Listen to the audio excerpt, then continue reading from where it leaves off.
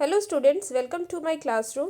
This is your science worksheet number 32 जो आपको कल यानी कि 10 फरवरी को सबमिट करनी है। इसका पीडीएफ लिंक नीचे आपको डिस्क्रिप्शन बॉक्स में मिल जाएगा।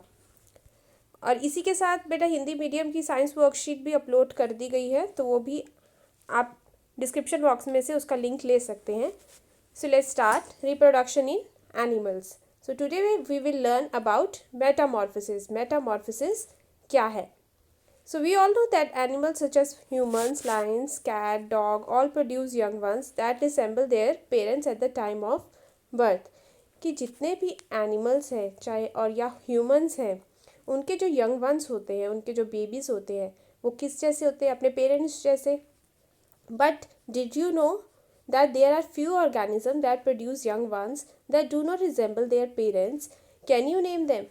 तो बट कुछ यंग वंस ऐसे हैं, कुछ एनिमल्स ऐसे हैं जो अपने जो जिनके बेबीज़ जो हैं वो अपने पेरेंट्स जैसे शुरू में दिखाई नहीं देते। So for example silkworm as you have already studied in your class 7th, how silkworm is formed. First egg grows into larva और कैटरपिलर जो है वो डेवलप करेगा प्यूपा में और प्यूपा से बनेगा adult. So we see that caterpillar or pupa of silkworm look very different from the beautiful adult moth. तो जो कैटरपिलर है या फिर जो प्यूपा है वो जो एडल्ट है, एडल्ट मोथ जैसे जो सिल्कवॉर्म है उससे बहुत डिफरेंट होते हैं. So the features that are present in the adults are not found in these young ones. Frog is another such example. तो इनमें क्या है, इन एनिमल्स में जिनके जो बेबीज़ हैं वो अपने पेरेंट्स से डिफरेंट हैं, तो उन एनिमल्स में जो करेक्टर्स होते हैं बेटा, जो फीचर्स होते हैं वो यंग वंस में नहीं होते, और जो यंग वंस में फीचर्स होते हैं वो जो पेरेंट है उसमें नहीं होते. For example, look here the life cycle of frog. The life cycle of frog consist of 3 different stages.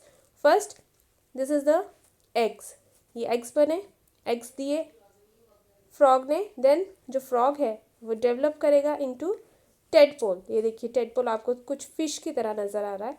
Then this early tadpole then grows into late tadpole and then adult frog. तो इस तरह से ये development होती है. तो the eggs hatch to produce the larval stage of frog in which it is known as the tadpole. तो इस फॉर्म को हम क्या कह रहे हैं, ये जो लार्वल स्टेज है दिस इज़ कॉल्ड टेडपोल. अब जो टेडपोल है इसके पास टेल है, राइट, फिन्स है, फिश के तरह इसके पास फिन्स है, और ये स्विम भी कर सकते हैं because they have tail and fins. तो फिशेस के करेक्टर्स हैं इसमें. बट जब यही टेडपोल डेवलप करके फ्रॉग बनता है, बड़ा होकर फ्रॉग बनता है, तो इसके जो ये फीचर्स हैं टेल और फिन्स वो ख़त्म हो जाते हैं, वो नहीं रहते, और वो सिर्फ जंप कर सकता है और स्विम कर सकता है. So now the tadpole grow into an adult frog that loses tail and fins and capable of jumping and swimming. So thus we can say that transformation of the larva into an adult through drastic changes is called metamorphosis. तो ये जो larva की development है, larva में जो transformation आती है जब वो एडल्ट बनता है, तो इसके बीच में जितने भी चेंजेस आ रहे हैं उनको हम क्या कहेंगे, Metamorphosis. So it is a very important question of 3 marks जिसमें आपको ट्रांसफॉर्मेशन की डेफिनेशन देनी है, और ये जो फ्रॉग का अभी हमने पूरा प्रोसेस किया है, डेवलपमेंट ऑफ फ्रॉग, ये आपको वहाँ पर लिखना है. So what about the changes that we observe in our body as we grow. Do you we observe any changes? क्या आपको कोई चेंजेस नज़र आते हैं जब आप ग्रो करते हैं? यस, हमारे अंदर भी बहुत सारे चेंजेस आते हैं. फॉर एग्जांपल जो मेल फीमेल्स के जो चेंजेस हैं, रिप्रोडक्टिव ऑर्गन्स में चेंजेस आते हैं. Then do you think we too undergo metamorphosis? क्या हम भी मेटामॉर्फोसिस हमारे अंदर भी होता है? नो, हमारे अंदर मेटामॉर्फोसिस नहीं होता बेटा। जो ऑर्गन्स हमारे बचपन में होती हैं वही ऑर्गन्स हम जब बड़े हो जाते हैं तब भी हमारे अंदर वही ऑर्गन्स रहती हैं, कोई भी ऑर्गन ऐड नहीं होती। In human beings, body parts similar to those parents in the adults are present from the time of birth. So we can say that metamorphosis is not seen among human being, क्योंकि हमारे जो body parts हैं वो बिल्कुल similar हैं, हमारे parents के body part से सिमिलर होते हैं, इसलिए हमारे अंदर कुछ भी मेटामॉर्फोसिस नज़र नहीं आती। हमारे जो ऑर्गन्स हैं वो सेम रहते हैं through out the life. Now let's do the question answers. First question is define metamorphosis, give 2 examples. So what is metamorphosis? We have to give the examples also. So here the definition is transformation of the larva into an adult through drastic changes is called metamorphosis. ये definition है बेटा, और example आप यहाँ पर देंगे frog and silkworm की, right? Frog and silkworm. Frog and silkworm. Second, explain in short the life cycle of silkworm. तो silkworm का life cycle आपको यहाँ पे दिया हुआ है.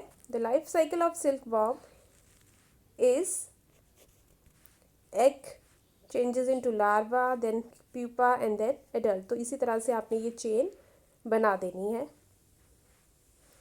और ये लिख देना है कैटरपिलर और pupa of silkworm look very different from the beautiful adult moth, right? This is your answer number 2.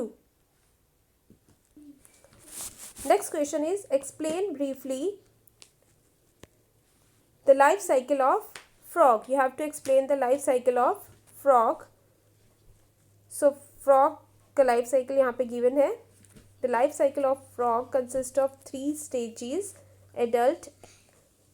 egg, tadpole and then adult. Tadpole को बेटा लार्वा भी हम कहते हैं, so ये भी आप लिख सकते हैं.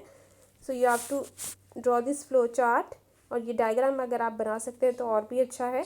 Then you have to write the eggs fetched to produce this larval stage of frog that is known as tadpole. Tadpole के पास tail है, fins है, just like fishes, and now the tadpole grow into an adult that loses tail and fins. So this is your answer number 3. ये थोड़ा long question है, 5 marks का question है, इसलिए इसे बहुत अच्छे से कीजिए. Then does metamorphosis occur in human beings? Explain. तो यहाँ पे आप लिखेंगे no. Metamorphosis do not occur in human beings. Metamorphosis does not occur in human beings because in human beings the body parts similar to those parents in the adults are present from the time of birth. But आप ये पूरा ही लिख दीजिएगा. This is your answer number 4. ये इसके आप direct यहीं से शुरू करेंगे, इन ह्यूमन बींग से लेके ह्यूमन बींग्स तक. सो ये थी आपकी science worksheet. Do it very carefully and don't forget to like, share and subscribe the channel. Thank you.